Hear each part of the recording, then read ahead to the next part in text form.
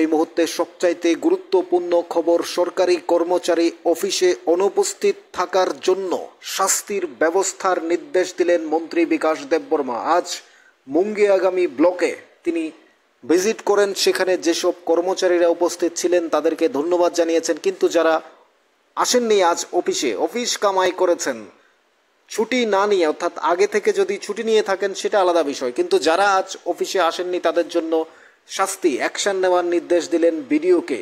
শুনুন কি বলছেন মন্ত্রী বিকাশ দেববর্মা। আজ যেহেতু রাজ্য জুড়ে স্ট্রাইক ছিল, দেশ জুড়ে স্ট্রাইক ছিল, কিন্তু স্ট্রাইক মানবে না বলেছে রাজ্য সরকারের পক্ষ থেকে, শাসক দলের পক্ষ থেকে, বা সরকারিভাবে কোনো স্ট্রাইকের নির্দেশ দেওয়া হয়নি, মানা হয়নি। কিন্তু অন্যদিকে বর্ষা চলছে, সেই জায়গায় দাঁড়িয়ে মন্ত্রী বিকাশ দেববর্মা ভিজিট করেন।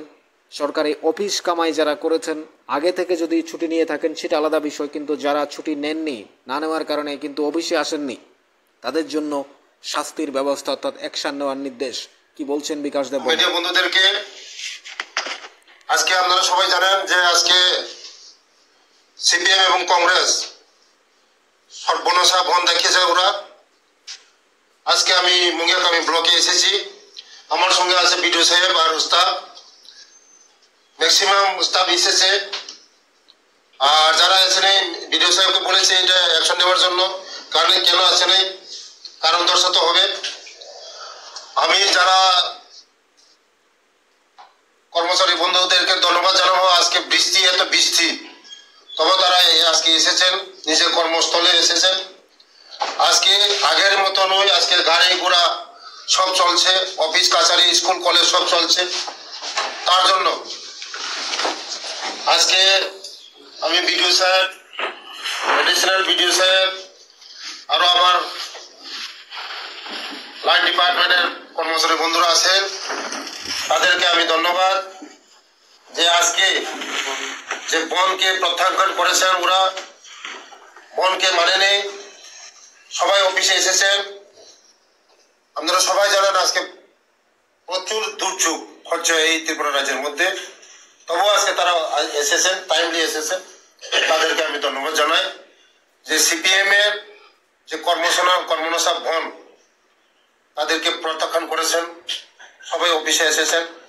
বনকে কেউ মানেনি, সাধারণ পাবলিকও মানেনি। যে আজকে অফিসেও অনেক লোক এসেছেন অফিস কাজের জন্য, তাদের জন্য আমি ধন্যবাদ জানাই। সারা ত্রিপুরা রাজ্যের বাসীকে আমি ধন্যবাদ জানাই, কারণ এই বন মানুষের দুর্দশা নিয়ে আসে। যারা গরিব মানুষ একবেলা খেতে পারে না, যদি বন হয় তাদের জন্য অসুবিধা হয়। স্কুল কলেজ পড়ুয়া ছাত্র ছাত্রীদের জন্য বনকে আমরা বিশ্বাস করি না। তার জন্য আজকে এই বনকে সব কর্মচারী বন্ধুরা প্রত্যাখ্যান করেছেন, শ্রমিক ভাইরা প্রত্যাখ্যান করেছেন। মোটর শ্রমিক, যান শ্রমিক, রিক্সা শ্রমিক, অটো শ্রমিক, টমটম শ্রমিক সবাই আজকে রাস্তার মধ্যে নেমেছেন। তার জন্য সকলকে আমি ধন্যবাদ জানাই। এক দুজন আসেনি, কি কারণে আসেনি এটা আমি বিডিও সাহেবকে বলেছি। এটা কি কারণ, এটা কারণ দর্শাতে হবে, সুকোজ দেওয়া হবে, কারণ দর্শাবে আগামী দিন যেন এমন ধরনের কোনো কিছু না হয়।